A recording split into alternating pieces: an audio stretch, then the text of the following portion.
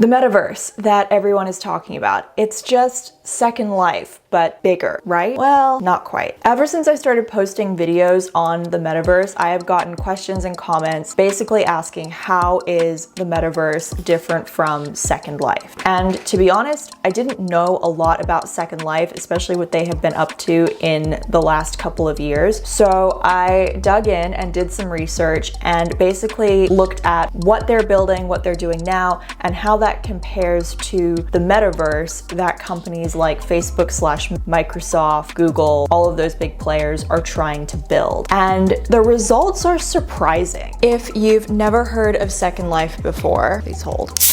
It is a virtual worlds platform developed in 2013 by Linden Labs in San Francisco. It allows users to create avatars and then explore this virtual world called the grid and, do all of the things associated with that, including socializing with other avatars, building, trading virtual real estate, and buying user-generated content, which in the case of Second Life was usually 3D model-based artifacts.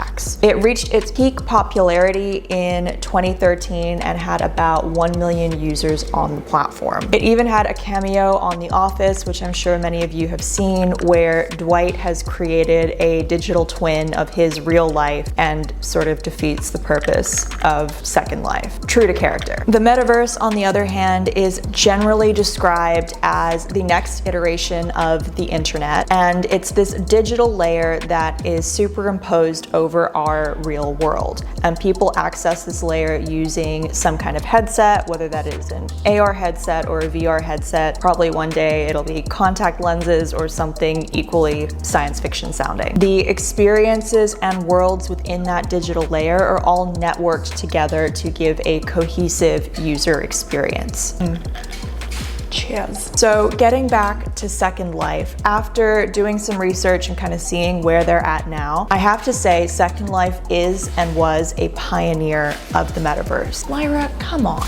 They have digital money that you can trade for real US dollars, they have avatars, and they have virtual real estate. And they were doing all of this back in 2003. And I am in no way hating on Second Life. But what made me take a second and decide to look into this further, if the metaverse is in fact just a souped up version of Second Life, Facebook/Meta or Microsoft would have acquired them by now because they easily have the money to do so, but they haven't. So that means there must be some key differences here that separate Second Life from the metaverse that the media, these big tech companies and startups are all kind of working towards. So summing up the research, I found 4 key points that differentiate the metaverse from where Second Life is right now. And the first of those features is an immersive interface. So Philip has been very clear that he does not want Second Life to be immersive. They want to stay behind a screen and have no immediate plans to adopt an augmented or virtual reality interface. In an interview, Philip Rosendale, that's the founder I keep mentioning, said repeatedly that he does not think that mixed or virtual reality is where the metaverse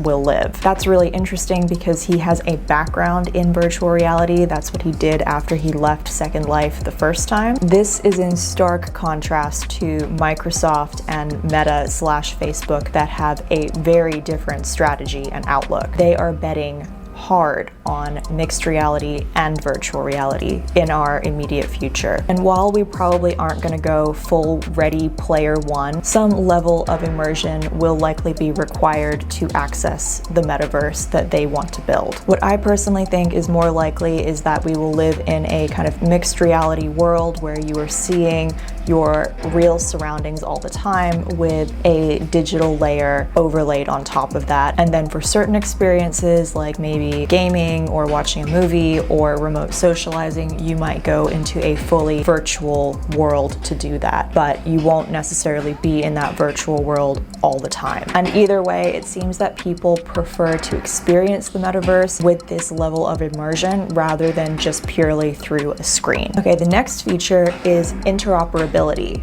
And I have gone over this one a few times before on this channel, so be sure to check out this video if you want to learn more about it. Interoperability in the metaverse describes the ability for a user to go from one experience seamlessly to another without having to log out and log into a separate app. Everything is kind of playing nice together in one big virtual sandbox. For example, if you were in the metaverse shopping at Metaverse Target with your friend, your avatar should be able to walk across the virtual street and go to a Lizzo concert without even really having to think about it. During that fairly simple experience, there are multiple brands, multiple payment portals, and multiple platforms involved. And for a metaverse to be truly interoperable, all of those will have to work together. With Second Life, we don't really see this. The founder, Philip, again, is very adamant that all content on Second Life is first party or it's user-generated content. He does not want brands or third parties on the platform and doesn't have plans to let them in anytime soon. It also means that assets you purchase in Second Life, while you might have paid real-world dollars for them, you can't take them off the Second Life platform. In an interoperable metaverse, you can. The avatar you were using to shop at Target could be the same avatar that you use to go to the Lizzo concert. It's something we kind of take for granted in our real everyday lives and is very difficult to technically pull off in the metaverse. So the next major difference I found was scale. Meta/Facebook has 3.5 billion monthly active users, and Second Life at its peak had about 1 million in 2013. So Second Life really has this cult following that has kept it alive. Several people speculated as to why the growth kind of stalled at about 1 million users, and the general consensus was that the user experience is just not where it needs to be to really scale beyond that. They are working on that at Second Life now with a fresh round of funding to kind of bring the user experience up to 2022 levels. The major pain points were it's difficult to use, and while you can customize your avatar like down to the nth degree, learning how to do those customizations is a little bit cumbersome. The platform can be glitchy, things like that, all the things that no tech platform is immune from. So Second Life is working to improve this. They really want to bring that user experience up so that they can scale. This is in comparison though to Meta, which is literally throwing $10 billion at the metaverse to make it user-friendly and to make sure there is a really good user experience. So they are both doing the same thing, they are just doing it at very different scales. And the final key difference I will mention is revenue. You had to know that money was going to play in here at some point, and here it is. So Second Life actually made $650 million in 2021 from in-game sales.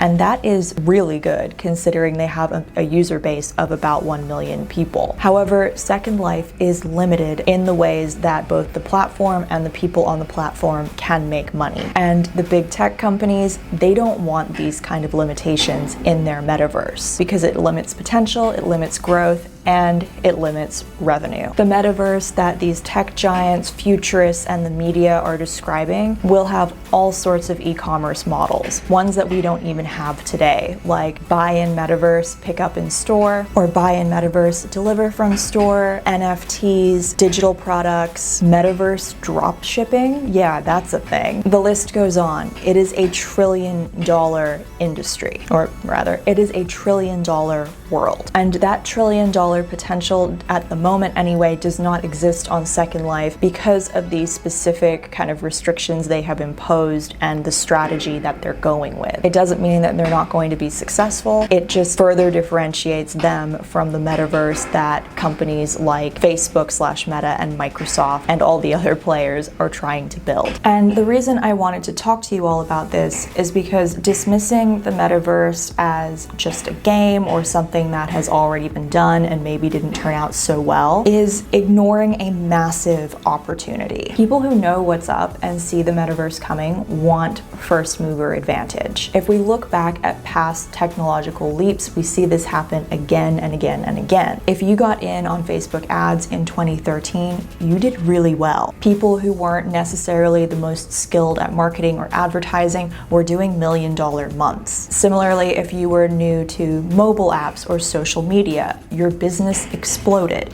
even if you weren't the best editor, choreographer, or app developer. And understanding how to navigate this new terrain early really determines if you're going to be successful or not. That is why I make these videos. I want to bring these opportunities to your attention and document building a business, building wealth, and building a personal brand as the metaverse matures. And I say that part because this is not armchair expertise, although I am sitting in an armchair, nor is it history teacher advice. No shade on history teachers. I just want to point out that I'm actually doing this too. I have a mixed reality company. I advise an NFT company. I'm a shareholder in a VR company. These all have real clients and we all ship real products. So before you write off the metaverse as a fad or something that's already been done or just a game, make sure you understand the value add. And if you still need to do more research, make sure you check out this video